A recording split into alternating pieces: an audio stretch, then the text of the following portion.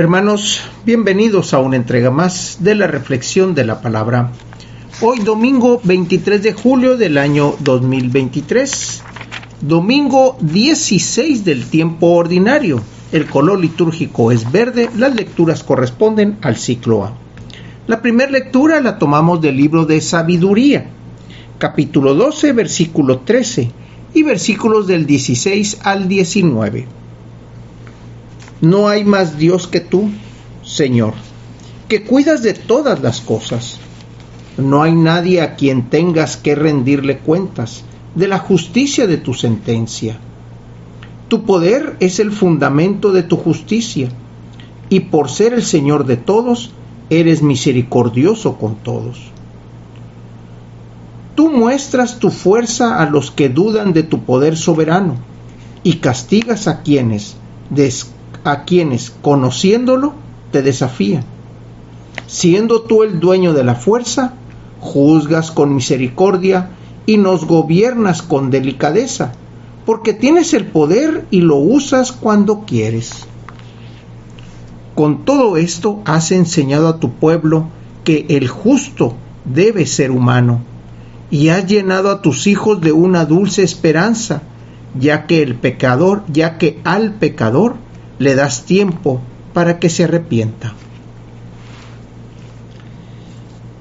Esta lectura del libro de Sabiduría, y sobre todo con la última frase, ya que al pecador le das tiempo para que se arrepienta, eso habla de la justicia y del amor que tú tienes para tu creación, que es el hombre y todo cuanto lo rodea.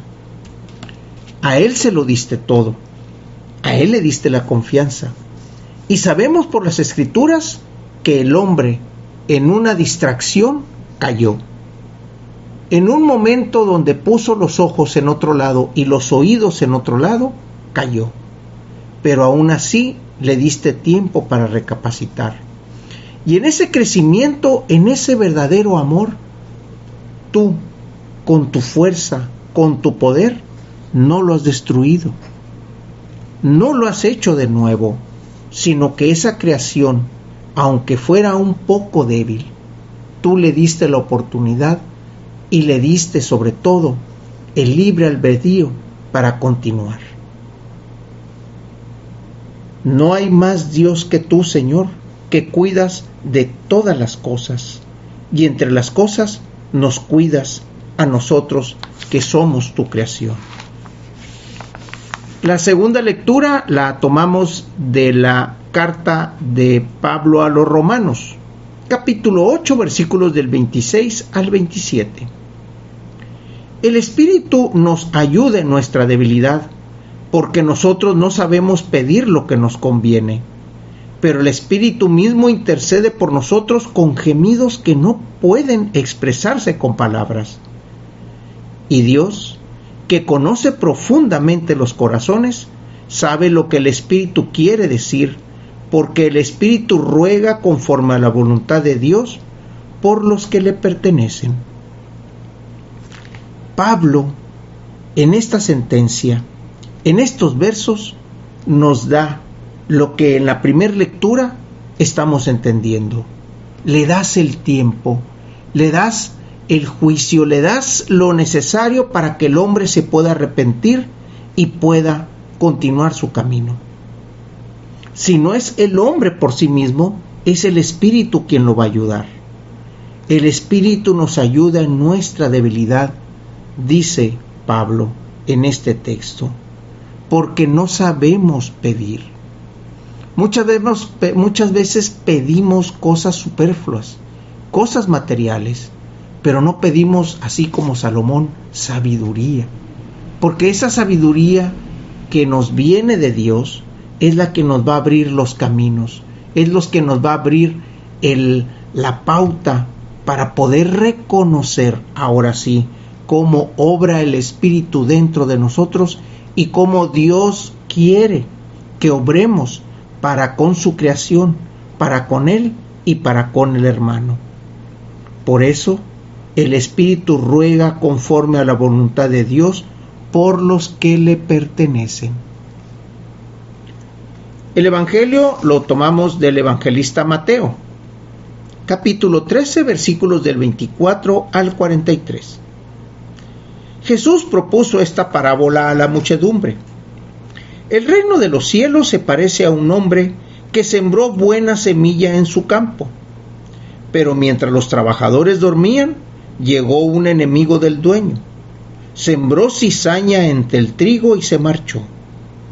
Cuando crecieron las plantas y se empezaba a formar la espiga, apareció también la cizaña. Entonces los trabajadores fueron a decirle al amo: Señor, ¿que no sembraste buena semilla en tu campo? ¿Dónde, pues, salió esta cizaña? El amo le respondió: de seguro lo hizo un enemigo mío.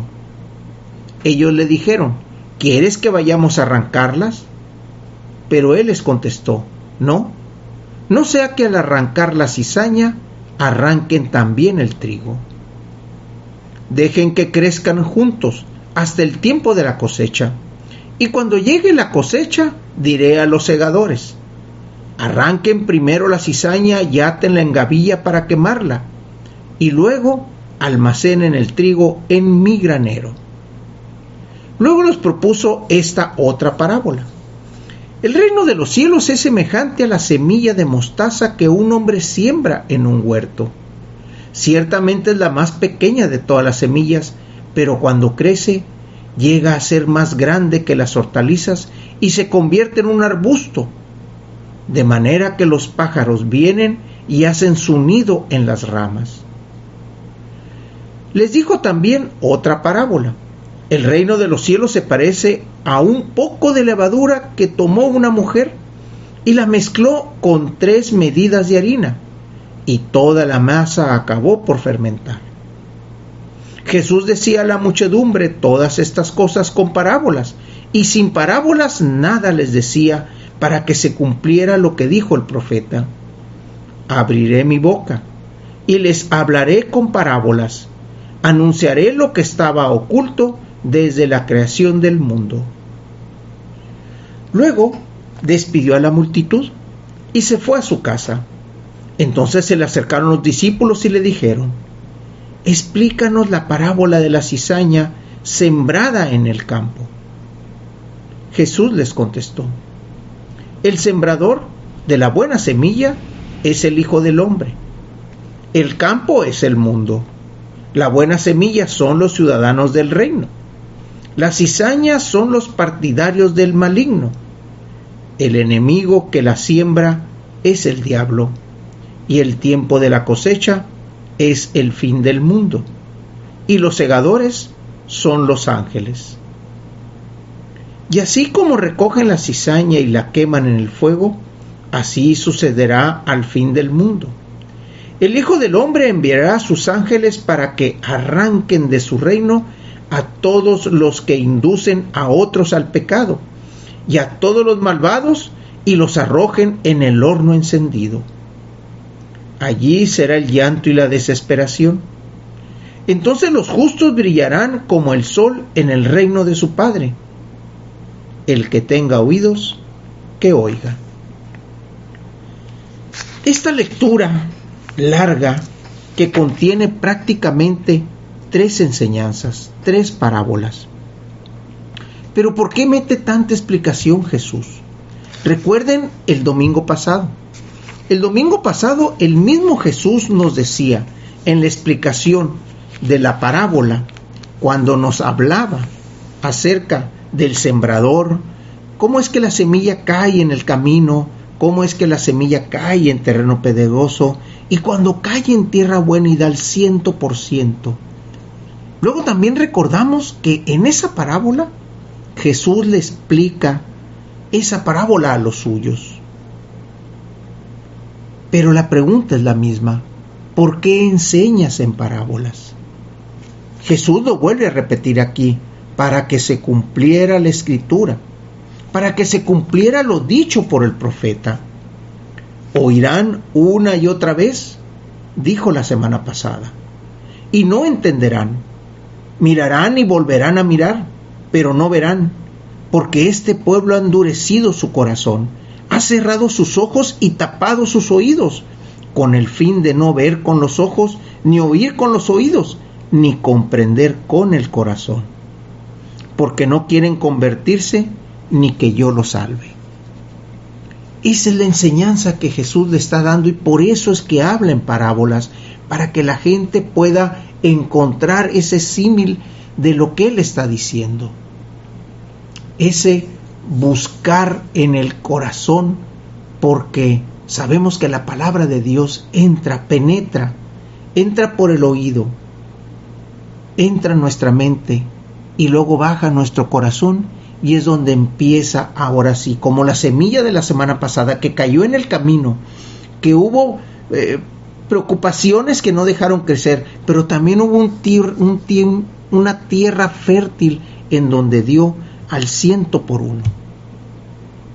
Esa es la palabra, y eso es lo que Jesús está buscando aquí. Lo compara con la semilla sembrada. Mientras que en otra parábola hablaba de pájaros que se la llevaban, de guijarros, piedras que no dejaban crecer, un sol que la secaba. Aquí nos está hablando de que el enemigo viene y siembra lo suyo. La cizaña es una semilla muy similar, el tallo y todo el crecimiento es muy similar al trigo, pero cuando madura, la cizaña da la espiga negra, mientras que el trigo lo da dorado, la espiga dorada. Es ahí donde el segador puede identificarla, y es ahí donde la puede cortar y separar. Es ahí donde puede entonces hacer ese atado y lanzarla al horno. Por eso al final la explicación lo va diciendo paso por paso, y no entra tanto, sino nada más dice los elementos. Al final de cuentas, ¿qué es lo que dice? Los ángeles son los que vendrán a cegar en el fin del tiempo. Pero sabemos que cada uno de nosotros, cuando nos llega nuestro tiempo y tenemos que presentarnos al Padre, Él nos va a decir: tú fuiste trigo, tú fuiste la semilla que sembró el sembrador.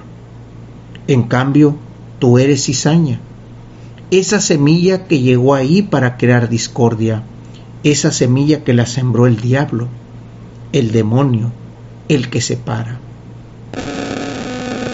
Hermanos, estamos llamados a ser semilla buena. Estamos llamados a no dejarnos contaminar por la cizaña. Estamos llamados en un tiempo de arrepentimiento, como nos lo dice el libro de Sabiduría, para poder recapacitar, para poder, como dijo Pablo, escuchar los susurros del Espíritu en nuestro corazón y podernos guiar, porque somos débiles. El Espíritu es fuerte, el Espíritu sabe que nos conviene, pero es tan leve el susurro que hace, el gemido que hace, que muchas veces nosotros no lo escuchamos, y es entonces cuando nos tenemos que dejar guiar por Dios, por Jesús, que es su palabra, para poder que el Espíritu haga su labor. Recuerden que el Señor, dentro de su fuerza, también nos da el tiempo y nos da la esperanza para que podamos arrepentirnos y poder entrar como ese trigo, como esa semilla buena en el reino de los cielos. Hermanos, Dios los bendiga.